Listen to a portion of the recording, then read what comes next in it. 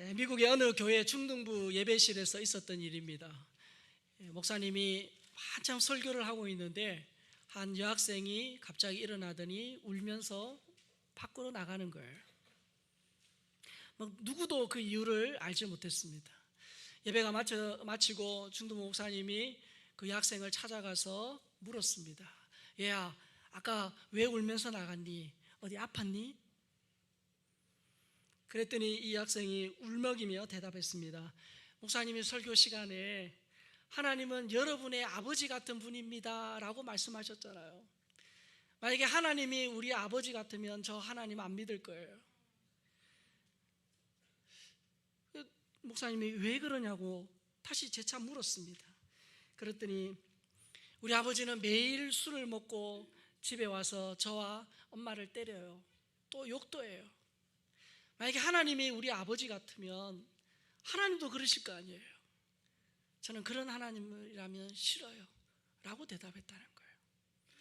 이 육신의 아버지 때문에 이 하늘 아버지까지도 오해한 그런 슬픈, 또 우리의 주위에서 찾아볼 수 있는 그런 이야기죠. 아마 여러분들 중에도 하나님에 대하여 오해를 하신 적이 있는 분이 있을 거예요. 하나님을 오해하는 그런 사람들이 많습니다. 세상 사람들 또 믿는 사람들 중에도 하나님에 대한 오해가 있는 경우가 있죠. 예를 들면 이런 거죠. 하나님을 119 구조대쯤으로 생각하는 거예요. 그래서 하나님은 내 인생에 어려움이 닥쳤을 때 그렇게 나에게 와서 삶에 어떤 도움을 주는 도우미쯤으로 하나님을 생각하기도 합니다. 또 어떤 사람은 하나님을 경찰로 생각하기도 하죠. 도로 위에 암행순찰 경찰처럼 하나님이 높은 곳에서 이렇게 우리를 보고 계시다가 우리가 잘못하면 그때 딱 나타나가지고 벌하시는 그런 하나님으로 생각하기도 하죠.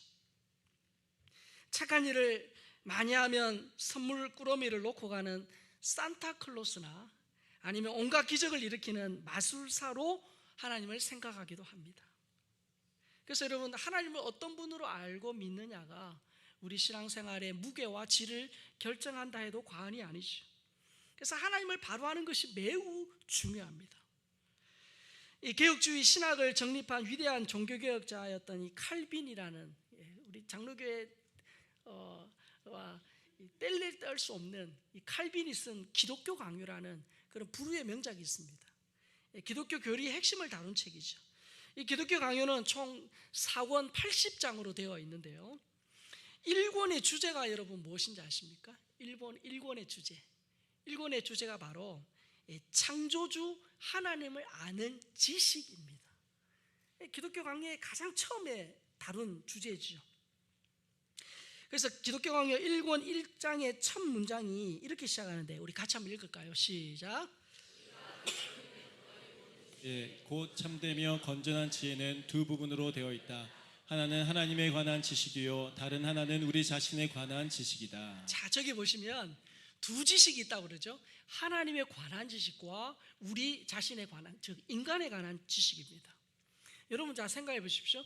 하나님에 대한 지식은 있는데 인간에 대한 지식은 없다. 그러니까 하나님만 안다 그러면 공상에 빠지기 쉬워요. 반대로 사람의 지식은 굉장히 많은데 하나님에 대한 지식이 없으면 인간이 최고라고 하는 인본주의에 빠지게 됩니다. 여러분, 이 창조주 하나님을 우리가 많이 알면 알수록 그 하나님이 만드신 피조물의 으뜸인 최고봉인 사람이 보입니다. 반대로 사람을 연구하면 이 사람을 만드신 창조주 하나님이 보이게 되어 있어요. 그래서 창조주 하나님을 아는 지식과 인간을 아는 지식은 연결되어 있다는 거예요. 여러분, 칼빈이 하나님에 관한 지식으로 기독교 강요를 시작하는 이유가 뭔지 아십니까? 그 힌트가 요한복음 17장 3절에 있습니다. 자, 같이 읽습니다. 영생은 곧 유일하신 참 하나님과 그가 보내신 자 예수 그리스도를 아는 것이니이다. 자, 여러분 보세요. 유일하신 참 하나님 그리고 그가 보내신 자 예수 그리스도를 아는 것이 뭐라고 되어 있어요? 영생이다 그리 되어 있습니다. 그래서 여러분, 하나님을 아는 지식보다 위대한 지식은 없어요. 예수님을 아는 암보다 중요한 암은 없다는 거예요. 왜죠? 하나님을 알고 예수님을 알아야 거기서부터 영생이 시작하기 때문이에요. 그래서 하나님을 아는 것, 예수님을 아는 것이 제일 중요하고 가장 우선되면서 최고로 가치 있는 일이다. 그래서 칼빈이 하나님을 아는 지식을 가장 먼저 다루고 있다는 거예요. 하나님을 알아야 영생을 얻을 수 있고, 그리고 사람도 잘 알 수 있기 때문이에요. 자, 그런데 문제는 뭐냐? 하나님은 눈에 보이지 않으신다는 거예요. 하나님 눈에 보이시면 얼마나 좋겠어요. 우리 사랑하는, 그렇지만 아직 예수님을 모르는 우리 가족들한테 딱 하나님 나타나셔가지고 내가 하나님이다, 예수 믿어야 된다, 그래 말씀해 주시면 얼마나 좋겠어요. 자, 그런데 여러분, 우리가 공기와 바람이 눈에 보이지 않습니다. 그러나 분명히 있다는 걸 우리는 압니다. 마찬가지입니다. 눈에 보이지 않는 하나님이 확실히 존재하신다라는 사실을 우리에게 알려주신 방법이 있어요. 하나님 눈에 보이지 않지만 눈에 보이는 하나님으로 누가 오셨습니까? 예수님이 오셨다는 거예요. 예수님이 이 땅에 보이는 하나님으로 오신 거예요. 인간이 되어 눈에 보이는 하나님으로 오신 그 예수님의 말과 삶을 잘 들여다보면 하나님 눈에 보이지 않지만 하나님이 어떤 분인지를 알 수 있게 된다는 거예요. 그래서 여러분, 하나님이 우리에게 주신 성경을 통해서 하나님이 눈에 보이지 않지만 눈에 보이는 어떤 인격적인 존재보다 더 확실히 살아계시다는 것을 우리로 하여금 알게 하시는 분이라는 거예요. 자, 여러분, 예수님의 말과 삶이 집중적으로 기록되어 있는 성경이 어디죠? 아시는데 대답 안 하시네요. 맞죠? 마태복음, 마가복음, 누가복음, 요한복음. 이 성경은 여러분 성경 가지고 계신 분들은 보면 거기는 빨갛게 되어 있는 글자들이 많아요. 빨갛게 되어 있는 건 예수님이 직접 하신 말씀이에요. 자, 그래서 여러분들이 예수님이 어떤 분인지를 알고 싶으면 성경을 보시되 특별히 마태, 마가, 누가, 요한복음을 보시는데, 자, 마태, 마가, 누가복음 요 세 복음과 오늘 읽은 요한복음 이 하나를 딱 놓고 비교를 해보면 요한복음의 특징이 나와요. 어떤 특징이냐면 이 요한복음에는 예수님의 비유가 하나도 없습니다. 마태복음은 예수님의 비유가 많아요. 그러나 요한복음에는 비유가 하나도 없어요. 자, 거기다가 요한복음에서 다루는 사건이나 메시지의 90%, 약 90%는 이 세 복음서에는 없는 내용이에요. 자, 그리고 더더욱이 중요한 내용은 뭐냐면 이 요한복음에 보면 나는 누구이다, 나는 무엇이다라고 하는 예수님의 자기 선언이 7차례나 나와요. 예를 들면 이런 거죠. 많이 들어보셨을까요? 오늘 본문에 나오는 것처럼 나는 세상의 빛이다, 또 나는 생명의 떡이다, 나는 선한 목자다, 이런 나는 누구이다라는 이 자기, 예수님의 정체성을 스스로 밝힌 자기 선언이 7번 나온다는 거예요. 여러분, 예수님이 자기 선언이 중요한 이유는 예수님이 직접 나는 누구다라고 말했기 때문입니다. 여러분, 예수님과 동고동락했던 제자들, 3년 6개월을 함께 했던 제자들이 예수님이 이런 분이다라고 하는 것도 굉장히 중요해요. 왜? 예수님하고 같이 살았기 때문에. 그런데 그보다 더 중요한 건 예수님 스스로가 나는 누구다라고 말한 이것이 더 중요하다는 거예요. 그래서 이 예수님의 자기 선언은 우리가 붙들어야 할 진리예요. 그리고 우리가 이걸 잘 알아야 하나님이 보이고 그리고 영생을 얻을 수 있다는 거예요. 자, 오늘은 그 예수님의 자기 선언 첫 번째인데 따라해 보겠습니다. 나는 세상의 빛이다. 빛이다. 예수님이 하신 얘기예요. 자, 요한복음 8장 12절 다시 읽겠습니다. 시작. 예수께서 또 말씀하여 이르시되 나는 세상의 빛이니 나를 따르는 자는 어둠에 다니지 아니하고 생명의 빛을 얻으리라. 자, 예수님이 나는 세상의 빛이다 라고 말씀을 하셨는데, 이 말씀을 언제 하셨냐면 유대인들은 3대 절기가 있습니다. 그 절기 중에 하나가 초막절입니다. 장막절, 초막절. 자, 이 초막절이 뭐냐면 출애굽한 이스라엘 백성들이 광야에서 초막을 짓고 살았잖아요. 텐트를 치고 살았잖아요. 그 생활을 기념하는 절기입니다. 그래서 이 초막절이 되면 유대인 남성들은 예루살렘으로 다 와가지고 초막, 사진에 보면 저런 이 초막을 짓고 가지로 이렇게 초막을 짓고 일주일 동안 생활하는 거예요. 그러면서 40년 광야 생활 동안 이스라엘 자신들의 선조들을 인도하고 지켜주셨던 하나님을 기억하고 감사하는 시간을 보냅니다. 자, 그런데 이 초막절에 하이라이트가 있어요. 밤이 되면 7개 가지가 있는 4개의 큰 촛대에 불을 밝히는 거예요. 여러분, 예루살렘 성전은 민가보다 높은 곳에 있습니다. 자, 그런데 그 성전에다가 이 밝은 빛을 비추니까 예루살렘 성에 사는 모든 사람들이 이 성전에 있는 이 밝은 빛을 볼 수 있는 거예요.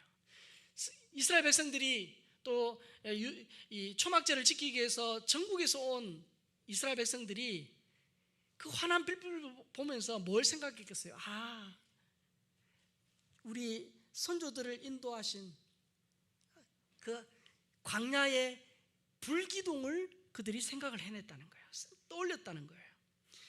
근데 오늘 본문 20절에 보니까 예수님이 나는 세상의 빛이다 라고 말씀하신 장소가 나와요. 장소.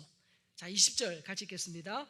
이 말씀은 성전에서 가르치실 때에 헌금함 앞에서 하셨으나 잡는 사람이 없으니 이는 그의 때가 아직 이르지 아니하였음이로라. 자, 거기 보니까 성전의 헌금함이라고 나오는데, 여러분, 성전은 함부로, 지금이야 우리는 다 이렇게 오지만 예전에 성전은 들어갈 수 있는 장소가 정해져 있어요. 이방인들이 들어올 수 있는 장소 여기까지, 그 다음에 여인들이 들어올 수 있는 장소가 여기까지, 그 다음에 남자들이 들어올 수 있는 장소, 그리고 제사장만 들어갈 수 있는 장소, 이렇게 구분이 되어 있었어요.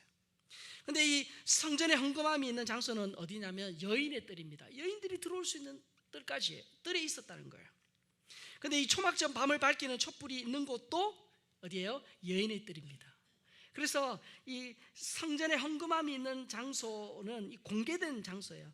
이 여인의 뜰이라는 공개된 장소에서 예수님이 뭐라고 말씀합니까? 나는 세상의 빛이다, 그렇게 말씀하신 거예요. 이 초막절의 그 밝은 성전을 보면서 유대인들은 하나님이 광야에서 불기둥으로 조상들을 인도하셨다라고 그렇게 감격해 하는 거예요. 그런데 정작 자기 눈앞에 이 땅에 세상의 빛으로, 이 땅에 생명의 빛으로 오신 그 예수님을 보지 못하는 영적 맹인들이라는 거예요. 초막절에 그 빛나는 촛불을 보는 육체적인 눈은 띄어 있지만 촛불과는 비교 자체가 안 되는 생명의 빛, 천국의 빛인 그 예수님을 보는 영적인 눈은 감겨져 있다는 거예요. 그걸 어떻게 아냐면 오늘 본문에 보면 이 하나님을 잘 안다는 종교 지도자 바리새인들이 그 세상의 빛이라고 말하는 예수님의 말에 딴지를 거는 거예요. 오늘 본문 13절에 보니까 이렇게 되어 있죠. 바리새인들이 이르되 내가 너를 위하여 증언하니 내 증언은 참되지 아니하도다. 이 무슨 말이야? 내가 공개된 장소에서 예수님이 내가 세상의 빛이다라고 그렇게 말하니까 네 말은 거짓이다, 아니다라고 말하는 거예요. 신뢰할 수 없다고 말하는 거예요. 왜냐? 바리새인들은 율법에 능통한 자들이기 때문에 율법에 의하면 어떤 진리가 타당성이 있으려면 반드시 2사람 이상의 증인이 필요한데 예수는 혼자서 자기 스스로 내가 세상의 빛이다라고 말하니까 이 바리새인들이 믿을 수 없다라고 말하는 거예요. 잘못되었다라고 말하는 거예요. 그러자 예수님이 자신의 증인이 참되다, 믿을 만하다 라는 것을 3가지의 그 이유를 들어서 지금 다시 증명하신데, 첫 번째 이유가 14절에 나와요. 같이 읽겠습니다. 시작. 예수께서 대답하여 이르시되 내가 나를 위하여 증언하여도 내 증언이 참되니 나는 내가 어디서 오며 어디로 가는 것을 알거니와 너희는 내가 어디서 오며 어디로 가는 것을 알지 못하느니라. 예수님 뭐라고 말씀하십니까? 내가 어디서 오며 어디로 가는 것을 안다. 무슨 말입니까? 자신이 이 땅에 속한 사람이 아니라는 거예요. 다른 곳에서 왔기 때문에 왔다는 사실을 분명히 지금 밝히고 있는 거예요. 예수님은 하나님에게서 와서 하나님께로 가시는 분이에요. 여러분, 세상의 가르침, 세상의 어떤 이론은 어떤 특징이 있냐면, 만약에 어떤 유명한 과학자가 어떤 과학 법칙을 발견하고 그것을 세상에 이렇게 내놓습니다. 그 법칙이 하나의 어떤 모든 사람들에게 인정을 받으려면 혼자서 주장해서는 안 됩니다. 그 분야에 정통한 여러 사람들의 어때요? 뒷받침이 있어야 돼요. 이 말은 맞다, 확실하다라는 증거가 있어야 돼요. 다른 사람의 인정해 줘야 신빙성이 있는 거죠. 그러나 진리는 다릅니다. 하나님이 보내셨기 때문에, 즉 하나님께로부터 예수님이 오셨기 때문에 인간의 어떤 인간의 동의를 통해서 진리가 되는 게 아니에요. 60억 인구가 맞습니다 하니까 예수님의 말씀이 진리인 게 아니라는 거예요. 예수님의 말씀은 사람의 동의가 없어도 진리예요. 그래서 예수님은 하나님께 보고 들은 것을 내가 증언하기 때문에, 하나님으로부터 와서 하나님께 받은 것을 내가 증언하기 때문에 내 이 증언이 옳다, 참되다, 그렇게 말씀하시는 거예요. 예수님이 증언이 믿을 만한 두 번째 이유는 15절 16절에 나오죠. 같이 읽습니다. 너희는 육체를 따라 판단하나 나는 아무도 판단하지 아니하노라. 만일 내가 판단하여도 내 판단이 참되니 이는 내가 혼자 있는 것이 아니요 나를 보내신 이가 나와 함께 계심이라. 자, 여러분, 그 당시에 종교 지도자들, 이 바리새인들의 주특기가 뭐냐면 판단하는 겁니다. 정죄하는 겁니다. 그들은 나름의 율법이라는 잣대를 가지고 사람을 자꾸 어떻게 해요? 재어보는 거예요.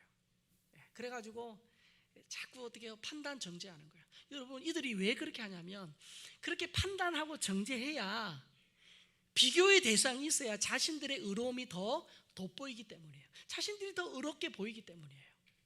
그래서 계속 그렇게 했다는 거예요. 그러나 이 바리새인들의 판단은 겉모습만 보는 육체적인 판단이다, 그렇게 말합니다. 이 겉모습만 보니까 예수님이 어디에서 와서 어디로 가는지를 모르는 거예요.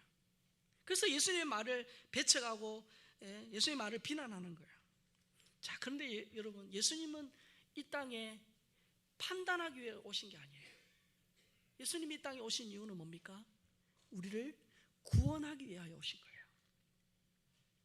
예수님은 판단하러 오신 것이 아니라 구원하러 오셨기 때문에, 구원자로 보낸 그 하나님이 함께 하시기 때문에 나는 세상의 빛이다, 그 빛의 본체이신 그분이 이 땅에 오셨기 때문에 그분이 하신 말씀이 참되다, 그렇게 말씀하는 거예요. 자, 예수님의 증언이 믿을 만한 세 번째 이유는 17절 18절에 나옵니다. 너희 율법에도 두 사람의 증언이 참되다 기록되었으니 내가 나를 위하여 증언하는 자가 되고 나를 보내신 아버지도 나를 위하여 증언하시느니라. 바리새인들이 두 사람의 증언이 있었는데 너는 너 혼자만 증언하는 거 아니냐라고 딴지를 걸었죠. 자, 그에 대하여 예수님 말씀하신 거예요. 율법에 따르면 증언으로 혈액이 발생하려면 두 사람 이상의 증언이 필요합니다. 자, 그런데 지금 보세요. 뭐라고 말씀합니까? 나를 보내신 아버지도 나를 위하여 증언하신다. 예수님이 스스로 증언하셨고, 예수님이 스스로 증언하셔도 충분한 증언으로서의 효력이 발생하는데, 하나님도 뭐예요? 하나님도 증언하셨기 때문에 그 예수님의 이 세상의 빛이다라는 이 증언이, 자기 선언이 참되다라는 거예요. 자, 여러분, 예수님은 2000년 전에 팔레스타인에 오신 분이에요. 근데 그분이 왜 지금 우리에게 구원자십니까? 그분은 단순히 유대 땅, 저 팔레스타인의 이스라엘에만 오신 게 아니에요. 이스라엘을 넘어서 어떻게 해요? 세상의 빛으로 오신 분이에요. 뿐만 아닙니다. 유대인뿐만 아니라 저와 여러분 같은 이방인들, 이방인의 빛으로 예수님이 오셨다는 거예요. 그래서 예수님은 이 아담의 범죄 이후에 하나님께서 약속하신 구원자, 메시아라는 것, 이것을 구약의 수많은 선지자들이 예언한 그 메시아라는 것을 예수님이 지금 직접 말씀하고 있는 거예요. 자, 그러나 바리새인들은 예수님의 이 세 가지 이유를 들었음에도 깨달지를 못해요. 바리새인들은 누구보다 하나님을 잘 안다고 자부했습니다. 그러나 그들은 지금 세상의 빛으로 오신, 보이는 하나님으로 오신, 천국의 빛으로 오신 그 예수님을 모릅니다. 모르기 때문에 어디예요? 어둠 속에 살아간다는 거예요. 자, 본문 12절을 다시 한번 읽습니다. 예수께서 또 말씀하여 이르시되 나는 세상의 빛이니 나를 따르는 자는 어둠에 다니지 아니하고 생명의 빛을 얻으리라. 여러분, 생명의 빛, 세상의 빛으로 오신 예수님을 모르면 모두가 다 어둠에 다닌다고 말합니다. 특별히 성경에서, 특별히 요한복음에서 어둠은 무엇을 의미하냐면 영적인 무지, 그리고 죄와 죽음을 의미합니다. 여러분, 빛이 없으면 어둠이죠. 생명이 없으면 죽음이에요. 마찬가지입니다. 빛의 근원이신 하나님을 떠나니까, 하나님을 모르니까 영적 맹인으로 어둠 가운데 살아가는 거예요. 생명의 근원이신 하나님을 모르니까, 그분을 떠나가니까 영적으로 죽은 거예요. 그래서 인간은 이 진리의 빛, 생명의 빛이 없으니까 하나님도 모르고 자신도 모르는 거예요. 그래서 인간이 어디에서 와서 무엇 하다가 어디로 가는지를 모르는 거예요. 그냥 본능대로 되는 대로 사는 거예요. 자, 그런데 분명히 성경에서는 말씀합니다. 성경에서 죽음, 성경에 죽음이라는 말이 나오죠. 자, 우리는 죽음이라고 하면 우리는 뭘 떠올리죠? 살다가 죽는 날, 육체의 호흡이 끊어지는 죽음만을 의미하는데, 성경에서 말하는 죽음은 세 가지입니다. 여기에서의 죽음은 분리, 끊어짐을 말하는 거예요. 첫 번째 죽음은 뭐냐면 영적 죽음입니다. 이것은 아담과 하와가 범죄한 이후에 태어나는 모든 사람의 상태예요. 예수 믿기 전의 상태예요. 하나님과 분리된 거예요. 그래서 하나님과 분리되었기 때문에 영적으로 어떻게 해요? 죽은 거예요. 생명의 근원이신 하나님과 관계가 끊어지니까 영적으로, 육신적으로는 살아있으나 영적으로는 죽은 거예요. 교회 밖에 예수님을 모르는 사람들의 상태예요. 그런데 참 다행스러운 건, 저 영적 죽음은요, 예수를 믿어서 하나님과 다시 연결이 되면, 하나님 안으로 들어가면, 예수와 하나 되면 어떻게 돼요? 예수 믿으면 영적인 죽음이 해결되고, 영적인 죽음에서 다시금 어떻게 해요? 살아난다는 거예요. 예수 믿으면 살아난다는 거예요. 영적으로 살아난다는 거예요. 자, 두 번째 죽음은 뭐냐면 육체적 죽음입니다. 저거는 영혼과 육신의 분리죠. 우리가 흔히 말하는 죽음입니다. 이 과정은 여러분, 태어나서 생로병사의 과정은 누구나 다 겪습니다. 누구도 피해갈 수 없는 과정이에요. 저 육체적 죽음은 누구나, 신자든 불신자든 다 맞이하는 겁니다. 자, 그런데 문제는 세 번째입니다. 영원한 죽음이에요. 저것은 하나님과의 영원한 분리예요. 하나님과 분리되어 다시는 구원받을 길이 없는 지옥 가는 죽음이에요. 예수를 믿어 영적 죽음의 문제가 해결된 사람은, 예수를 믿어서 영적 죽음의 문제가 해결되어 하나님과 하나 되고 영적으로 살아난 사람은 어떻게 되죠? 육체적 죽음을 맞이해도 영원한 죽음은 없습니다. 왜? 영적으로 다시 살아났기 때문이에요. 그러나 예수님을 모르고 살다가 육체적 죽음을 맞이합니다. 영적인 죽음, 예수님을 모르고 살다가 육체적 죽음을 맞이하면 저 세 번째 영원한 죽음에 처하게 된다는 거예요. 하나님과 영원한 분리되어서 둘째 사망, 거기에 처하게 된다는 거예요. 자, 그런데 저 영원한 죽음을 해결하는 길이 뭐냐? 바로 첫 번째처럼 예수님을 믿으면 해결이 된다는 거예요. 그래서 예수님을 믿으면 영적으로 다시 살아납니다. 하나님과의 관계가 이어져요. 그러면 영적으로 죽었던 사람이 살아나면 육체적 죽음, 이 육체적 죽음은 누구나 다 경험합니다. 다 지나가야 돼요. 그러나 그 육체적 죽음이 온다 할지라도 영적으로 살아난 사람은 영원한 죽음, 하나님과의 영원한 분리, 둘째 사망은 없다는 거예요. 해결이 된다는 거예요. 그래서 예수 믿어야 영원한 죽음, 둘째 사망의 문제가 해결되고 지옥의 문제가 해결된다는 거예요. 그래서 이 죽음의 문제를 해결하기 위하여 누가 오셨다는 거예요? 예수님이 오셨다는 거예요. 그것을 사도 바울은 골로새서 1장 13절 14절에서 이렇게 말합니다. 우리 크게 한번 읽겠습니다. 그가 우리를 흑암의 권세에서 건져내사 그의 사랑의 아들의 나라로 옮기셨으니 그 아들 안에서 우리가 속량 곧 죄사함을 얻었도다. 여러분, 예수님을 모르면 어둠 가운데 가고, 특별히 그 어둠은 뭐냐? 흑암의 권세예요. 흑암의 권세는 누가 잡고 있느냐? 아담과 하와를 넘어뜨렸던, 죄짓게 했던 사단의 권세예요. 그래서 예수님을 모르면 모두가 다 어둠의 권세, 흑암의 권세, 사단의 권세에 묶여져 있어요.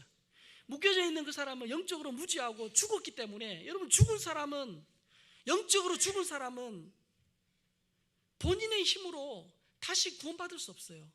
그래서 영적으로 죽은 사람은 그게 딱 묶여져 있기 때문에 혼자의 힘으로 구원받을 수 없어요. 그래서 누가 오신 거예요?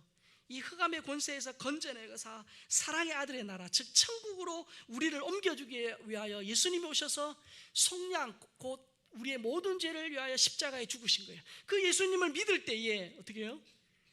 그 영적인 죽음, 영원한 죽음에서 해방이 된다는 거예요. 그래서 빛 대신 예수님을 만나 어둠에서 벗어나게 되는 거예요. 여러분, 빛이신 예수님을 내가 영접할 때만이 이 흑암의 권세, 어둠의 권세가 이 문제가 해결되는 거예요. 이 빛이신 예수님을 만나 어둠에서 벗어나서 거듭난 그리스도인이 있습니다. 그는 이 청소년 시절에 어릴 때부터 믿어왔던 기독교 신앙을 버립니다. 철학에 심취해 있던 그는 이 마니교라는 이성적이고 체계적인 교리의 매력을 느껴서 10년이 넘는 시간을 그 사교 이단 사상인 마니교도로 살아갑니다. 그리고 17살의 나이에 한 젊은 여자를 만나서 동거하고 아들을 낳았죠. 자, 그런데 감사하게도 그에게는 이 아들을 위해 눈물로 기도하는 어머니가 계셨어요. 정말 이 아들이 다시금 기독교 신앙으로 돌아와서 예수님을 잘 믿을 수 있도록 눈물로 간구한 어머니가 있었습니다. 자, 그런데 안타깝게도 아들의 이 회심, 다시금 교회로 돌아온 것을 보지 못한 채 하나님의 부름을 받죠. 이 아들이 어머니의 부고를 듣고 장례식에 참석하기 위해서 부지런히 걷고 또 걷습니다. 그래서 지쳐서 쉬고 있는데 마침 그곳이 수도원 정원인 거예요. 거기서 쉬고 있는데 수도원 안에서 어린 아이들의 그런 수도원 단밖에서 어린 아이들이 놀며 부르는 노래소리가 하나님의 음성처럼 들렸다는 거예요. 그 말이 그의 귓전에 이렇게 들린 거예요. 펴서 읽어보아라. 펴서 읽어보아라. 근데 눈을 돌려보니까 마침 한 수도사가 보던 성경책이 거기 있는 거예요. 그래서 무심결에 성경을 펴서 봤는데 그의 눈에 들어온 것이 로마서 13장이라는 거예요. 어떤 말씀이냐면 로마서 13장 12절에서 14절의 말씀인데 우리가 한번 정말 마음을 담아서 한번 읽어보도록 하겠습니다. 밤이 깊고 낮이 가까웠으니 그러므로 우리가 어둠의 일을 벗고 빛의 갑옷을 입자. 낮에와 같이 단정히 행하고 방탕하거나 술 취하지 말며 음란하거나 호색하지 말며 다투거나 시기하지 말고 오직 주 예수 그리스도로 옷 입고 정욕을 위하여 육신의 일을 도모하지 말라. 자, 말씀을 한번 띄어나 보세요. 그가 무심코 펴서 읽은 성경에 저 로마서 13장 12절에서 14절에 눈이 간 거예요. 이 말씀을 읽는 순간 그동안 어둠의 일 가운데 어둠의 일만을 하고 살았던 자신의 모습이 떠올란 거예요. 그리고 그 어머니의 기도, 또 자신이 어렸을 때 믿었던 그 하나님이 예수님이 자신을 찾아오신 것에 대하여 너무 감격하고 눈물을 흘렸다는 거예요. 그러면서 더 이상 내가 이 어둠의 일을 하지 않겠노라, 어둠의 일과 결별하겠노라, 그렇게 간절히 기도하고 그 자리에 일어난 거예요.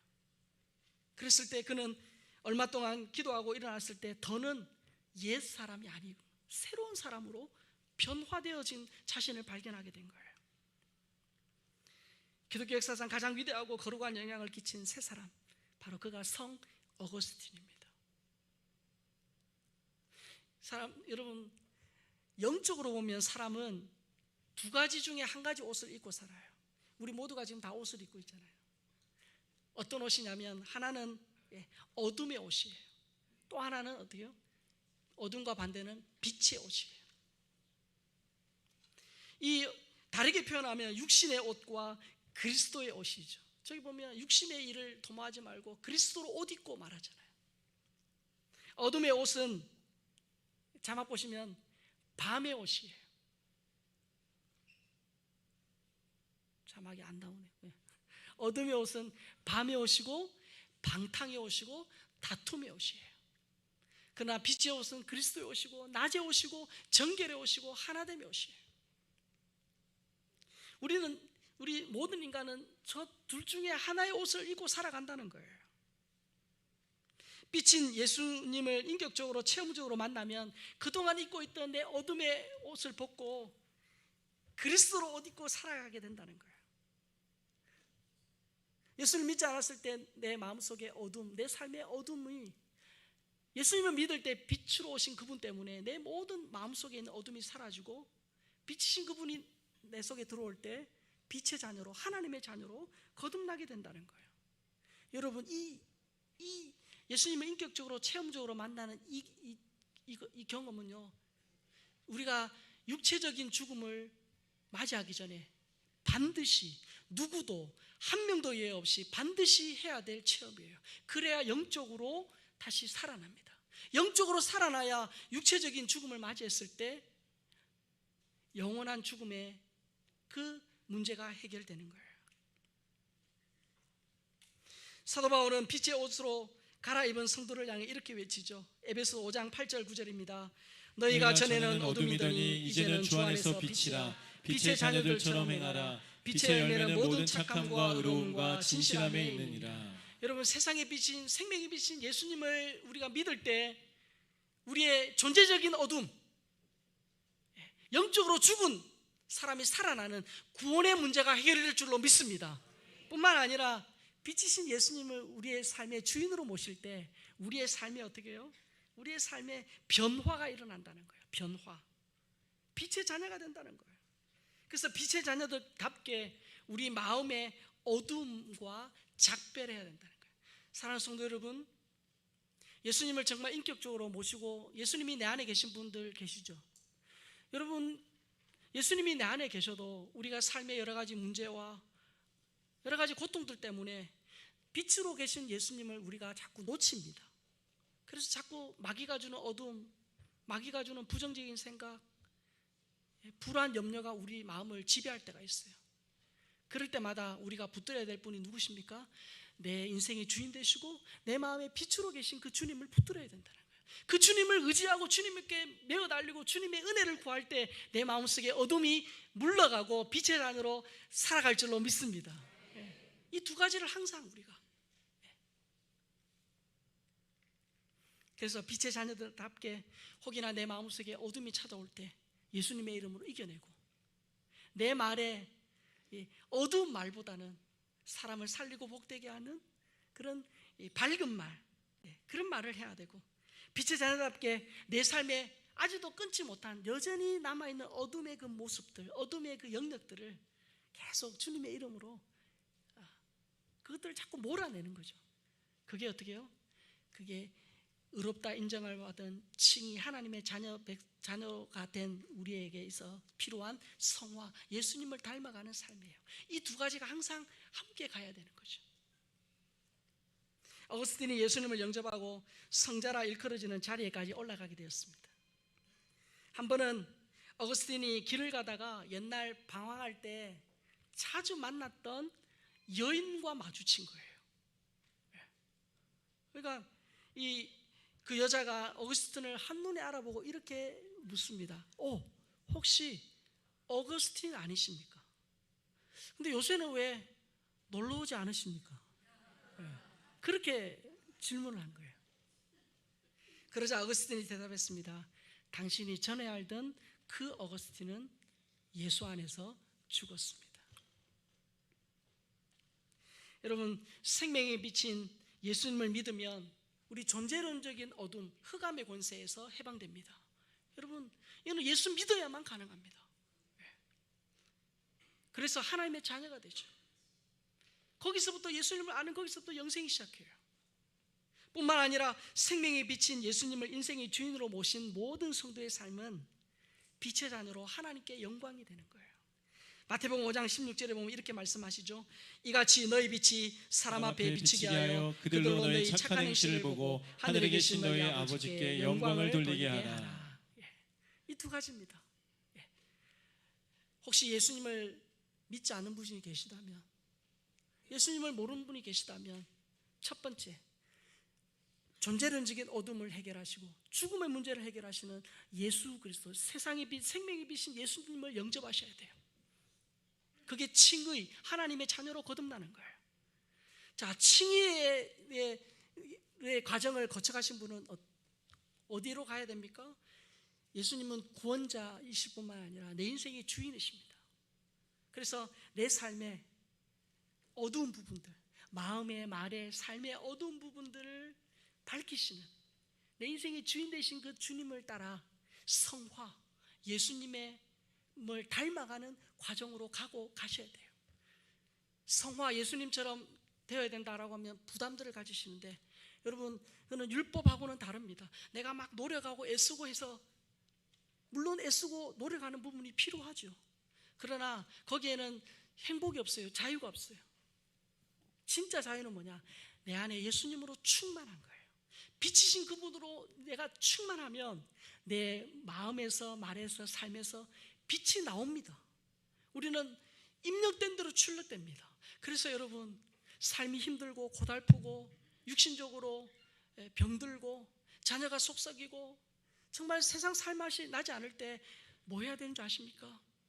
그 문제, 상황, 처지, 그걸 묵상하는 게 아니라 내 안에 누구로 충만하면, 빛으로, 생명으로, 희망으로 가득한 주님으로 충만하면, 그 주님이 내 안에 계신 그 주님이 내 속에서 충만히 역사하면 나도 모르게 어떻게 해요? 말이, 삶이 밝아지고 내 삶 가운데 어둠이 사라지는 거예요. 여러분, 빛이 오는 순간에 어둠은 사라집니다. 맞습니까? 마찬가지예요. 예수님으로 충만할 때 내가 이렇게 살아야지, 막 이렇게 해야지, 율법이 아니라 예수님으로 충만할 때 그 예수님이 내 안에서 내가 그렇게 살아갈 수 있도록 나를 붙들고 이끌어 가신다는 거예요.